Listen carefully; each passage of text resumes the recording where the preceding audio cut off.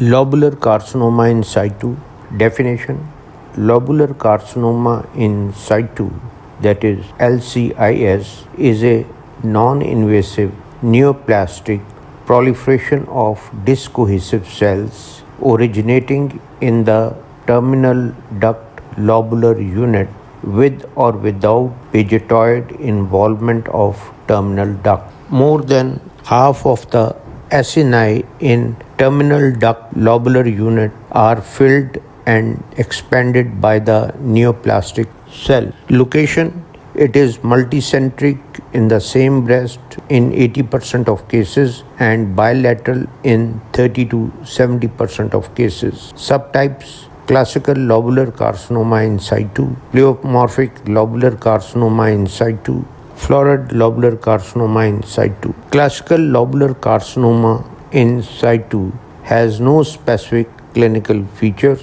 but may be an incidental finding on biopsy or present as amorphous or granular calcifications on mammogram. Pleomorphic and florid lobular carcinoma in situ are usually associated with microcalcification on mammogram. Classical lobular carcinoma in situ is seen in premenopausal women around 50 years of age, whereas pleomorphic and florid lobular carcinoma in situ are diagnosed primarily in postmenopausal women, that is, the mean age is 60 years. The risk factors include positive family history of breast carcinoma, early menstruation, late menopause, and nulliparity. Pathogenicity: CDH1 is the gene which encodes the cell adhesion protein, that is E-cadherin, is inactivated,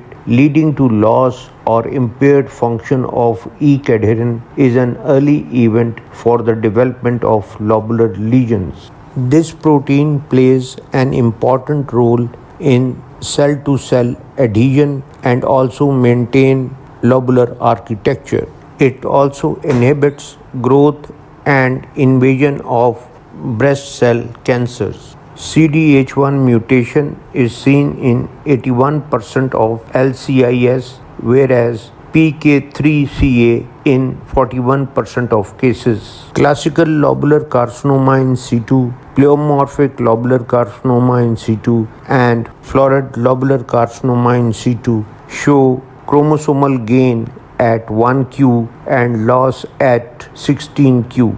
Gross appearances: LCS is not associated with any gross abnormalities. Microscopic appearances: classical lobular carcinoma in situ is characterized by discohesive proliferation of type A and or type B epithelial cells. Type A cells are small with uniform hyperchromatic nuclei. Type B cells have slightly larger vesicular nuclei showing mild variation in size and shape and small nucleoli. More than 50% of acini in a terminal duct lobular unit must be filled and expanded by neoplastic cells to label it as lobular carcinoma in situ. Lobular carcinoma in situ may show pagetoid growth pattern in ducts and may involve other lesions including unusual ductal hyperplasia, sclerosing adenosis, radial scars, and papillary lesions. This is the microscopic picture of classical lobular carcinoma in situ. More than 50% of the acini in terminal duct lobular unit are filled and distended by monomorphic cell which are loosely cohesive, having scanty cytoplasm and uniform nuclei.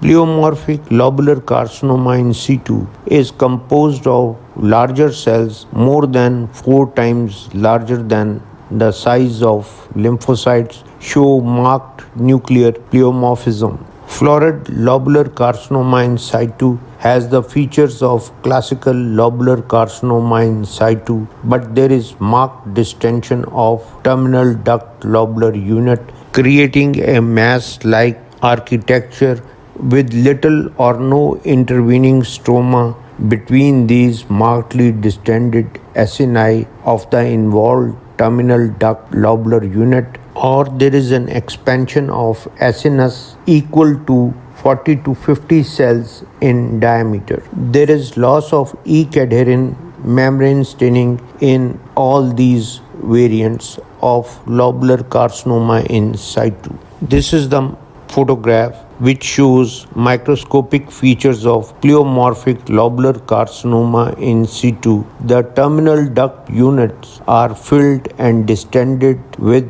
the solid proliferation of pleomorphic cells which are loosely cohesive. Now this photograph shows the architectural pattern of lobular carcinoma in situ. Invasive lobular carcinoma. Invasive lobular carcinoma is the second most common type of invasive breast carcinoma. Comprises about 15% of all invasive carcinoma, with a reportedly increased incidence in patients receiving postmenopausal combined hormone therapy replacement. These tumors are associated with a high rate of multifocality in the ipsilateral breast and are also more often bilateral than other subtypes. Gross appearances, they are variable in size, which may be of microscopic size to well-defined large masses and form large tumors that are diffusely present throughout the breast.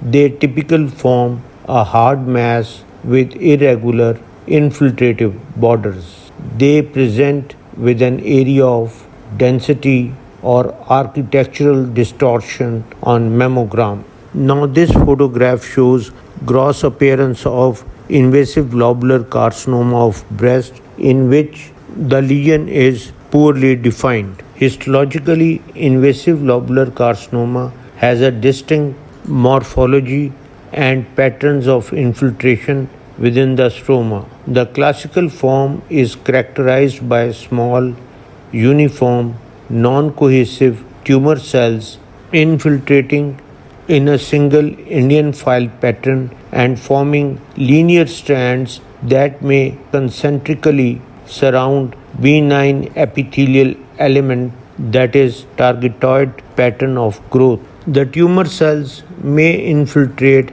without provoking a stromal reaction and without destroying normal architecture. Cytologically, the nuclei are small and uniform and located eccentrically within a cytoplasm that occasionally shows intracytoplasmic lumina and intracytoplasmic vacuole containing an eosinophilic mucin droplet.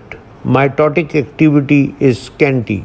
Variant forms of invasive lobular carcinoma differ from the classical type with regards to architecture or cytology. While occasional signet ring cells may be seen in classical lobular carcinoma, in the signet cell variant, the tumor shows a prominent population of signet ring cells. In solid and trabecular variant, tumor cells are cytologically similar to the classical form. In the pleomorphic variant, the tumor cells are large and show more significant pleomorphism and increased mitosis. Most cases of invasive lobular carcinoma show reduced or no expression of E-cadherin by immunohistochemistry. Other common growth patterns and subtypes include solid pattern. The cells are in the form of irregular solid nests. Tubulo-lobular pattern. The cells are forming small tubules with linear infiltration. Alveolar pattern. There are numerous small round aggregates of tumor cells separated by fibrous tissue. Apocrine and histoid subtypes.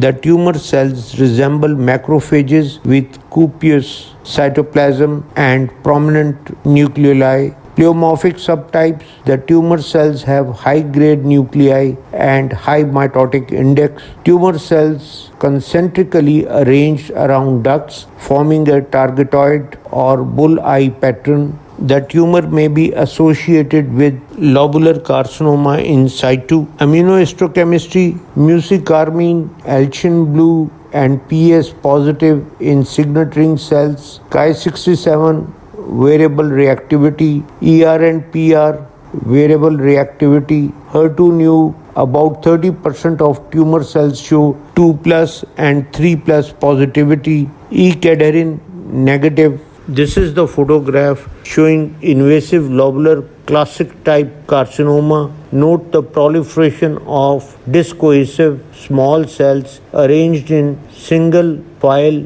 linear cords invading the stroma. Another photograph showing invasive lobular classic type carcinoma in which the cells are arranged in single cord known as Indian file pattern. And other photograph which shows invasive lobular carcinoma with solid growth pattern. There is another photograph showing microscopic features of pleomorphic invasive lobular carcinoma.